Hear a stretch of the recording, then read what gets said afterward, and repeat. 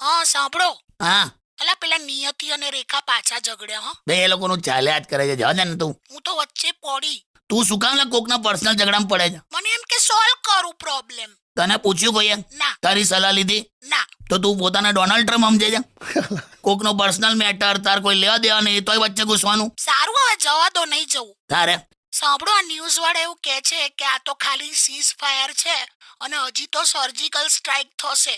તે વાત સાચી? મને હું કહું, મને પૂછીને કરે છે બધું? અલા પણ તમે કેમ? ત્યાં જો ને, એટલે આ એક્ઝેક્ટલી સર્જિકલ સ્ટ્રાઇક એટલે શું પણ એ તો કહો. સાદા શબ્દોમાં કહું ને તો રાત્રે કોઈ ઊંઘતું હોય હા ત્યારે એનો ફોન અને ખિસ્સા ચેક કરવા એ સર્જિકલ સ્ટ્રાઇક કહેવાય. એવું ના બોલો હો. એ તો ખાલી ગઈકાલે મેં એટલા માટે તમારો ફોન ચેક કરેલો કેમ કે મારામાં નેટવર્ક નતું આવતું. તું એક કામ કર, એકવાર છે ને પેલું એરપ્લેન મોડ પર રાખ, 2 મિનિટ રહેવા દેજે અને પછી હટાવી દે તો નેટવર્ક આવી જશે. ના બા, મારે તો આવું નહીં કરવું. હા, કેમ લી? આપણું પ્લેન કોક